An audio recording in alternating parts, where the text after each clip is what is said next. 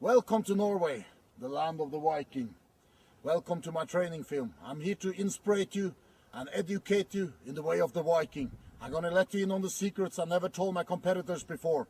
So welcome you all, Viking power! Hi guys, Matt from Behind the Iron. Thanks for coming and hanging out again. Received a couple of questions, so I thought I'd do a video on this one separately. People have been asking who my favourite strongman of all time, history. Who's my favourite strongman? And the answer might surprise you. Believe it or not, my favourite strongman since I was just really getting into the sport is actually Svend Karlsen. A lot of you might not know who Svend Karlsen is. Svend Karlsen was big in the late 90s, crossing over into sort of like the early to mid 2000s. And he was, in my opinion, one of the true pioneers of the sport. You know, he was one of these guys, along with Jan Paul Sigmarsson and Magnus the Magnuson and people like this, who were competing in events that you wouldn't see in competition nowadays. It just wouldn't be allowed. Things like arm wrestling, sumo wrestling, things like this. There's no way that they're ever going to put two athletes physically against each other anymore in World's Strongest Man, for a number of reasons. It creates unwanted sort of tension between the athletes, and also it's not really a true test of strength. Arm wrestling, sumo wrestling, or any kind of wrestling for that matter. I've done a little bit of it myself.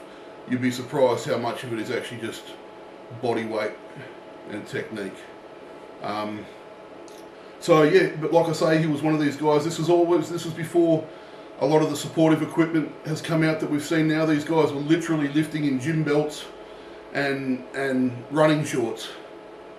So in my opinion, Svend Karlsen is, I'm not going to call him the greatest strongman, of course, but he's my favourite. He was a real charismatic guy, and he was the sort of guy that I could relate to. Just in the way that he played to the crowd. He was a real showman, but he wasn't a showman to the point of being cocky. He was just someone that, in my opinion, it wasn't a competition until Svend Karlsen turned up. And I remember some fantastic footage where Svend Karlsen would be doing like a Conan's wheel, and he'd be last in this event, which would have meant that he'd come first in the event before. So he knows how far he needs to travel with the Conan's wheel in order to win the event. So what he would do is he would stop about a metre before he knows he has to finish, and he would just hold this Conan's wheel up, and then he would start to talk to people in the crowd. He'd ask them, if they're enjoying themselves, should he continue? Should he drop it here? Should he walk 2 more meters? Should he walk 4 more meters? And then all of a sudden he would just, wish them all the very best, walk until he had to, put it down, and then he'd go and give an interview with the film crew that's always there, and the guy wasn't even out of breath. He was such a dynamic lifter. You would consider him to be small nowadays. I believe Svend Karlsen's sort of maximum weight was about 145 kilos at his heaviest, and he's 188 centimetres tall. So, what's that, about 6'2", and 140, 145 kilograms is, in today's standard, quite light. But Svend Karlsen was not just super strong statically. He could also dominate when it comes to your loading events, or events that medleys and things like this, where you have to exert yourself over longer periods of time, where the bigger guys would simply just gas out. So I loved him. I loved his showmanship. I loved how he'd break into song. He would do the whole, the Viking power. And that got ripped off later on, which was a little bit disappointing. You had other people who would join the sport, who would copy. And I never understood why people do that. Derek Boyer was one of them. He would start screaming "Island Power," Now that's okay. It's fantastic to be passionate about your heritage and all the rest of it, but pick a different way of doing it. Don't copy what someone else has done, because that's their thing. And when you copy something that's already sort of branded by someone else, you just look sad, in my opinion. But, you know, take that for what it's worth. But Svend Karlsen, so he was born in Norway in 1967. So, you know, he was already, you know, by the time he was sort of winning competitions, he's in his 30s. So, you know, but you have to remember that StrongMan was not his first avenue into the health and fitness scene. He actually started off as a powerlifter. And he won his very first powerlifting competition at the age of 16. So I assume when they say he won his first powerlifting comp, he probably won the junior section or something like that. I wasn't able to find too much on that, but to win a competition at 2016, beg your pardon, at the age of 16, is phenomenal. I'll find some video if I can, and we'll add it up there.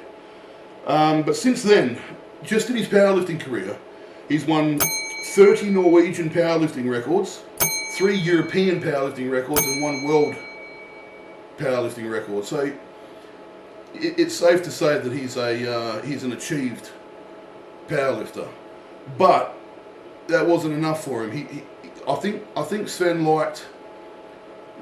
Powerlifting doesn't really leave you open to too much showmanship, so he went into something else, something like bodybuilding.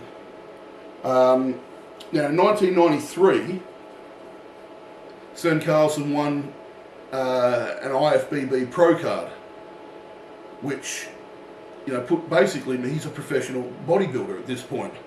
But unfortunately, he did tear a muscle, and because he sort of did like what I've done here with my bicep. Because he's torn that muscle and it's changed the shape of the muscle, it means that bodybuilding wasn't really going to be on the cards anymore for him. So because he had a serious muscle tear that altered the size and the shape of his muscle, he had to retire early from bodybuilding, which was a shame, but if that didn't happen, we wouldn't have seen him join into the strongman ranks. So he moved into the strongman, and moved quickly too, I might add. 1999 in Malta, he placed third. Between, I believe he came in after both the Jukka Avalon and Jani Virtanen, I believe. Year 2000 in South Africa, in Sun City, he placed second. And 2001 in Zambia, he placed first. So this is a guy, what this basically tells me is that this is a guy who can see where he needs to change, where he needs to adapt, and where he needs to grow in order to obviously continue to be above his competition. And as you can see, he stepped it up every time. So this is a person who's not obviously afraid to change things up.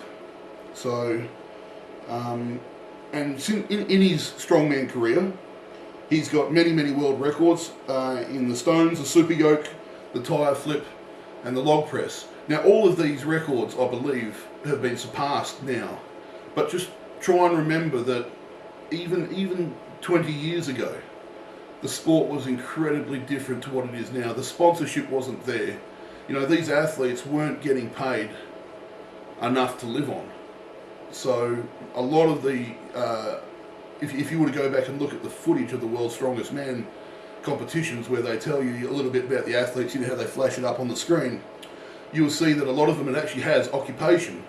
And they'll be firefighters, they'll be teachers, they'll be police officers, or, you know, gym instructors, whatever they are, because these guys had to have another job. Now, if you've got a full-time job and you're preparing for a world competition, you're obviously not going to be able to put as much time and effort into it as what these new guys that are coming through now can do. So we're talking about a whole different era. And I just love watching him, and he influenced me a lot.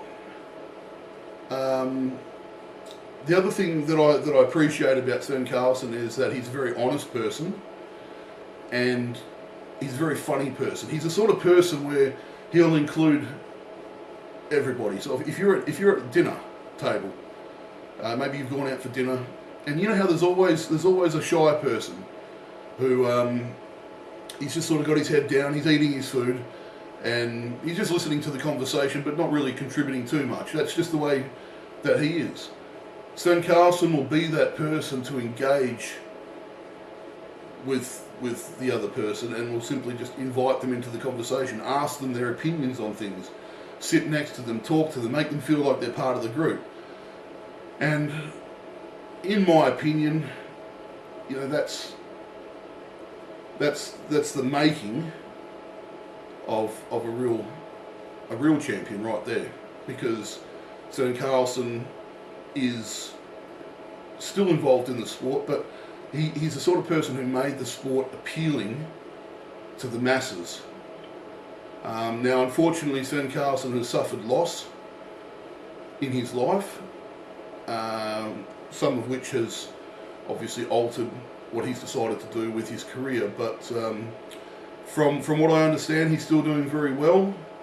Still lives in his hometown in Norway, and I hope that if he does get a chance to see this, that he understands that he did make an influence on my life, and I appreciate him for that.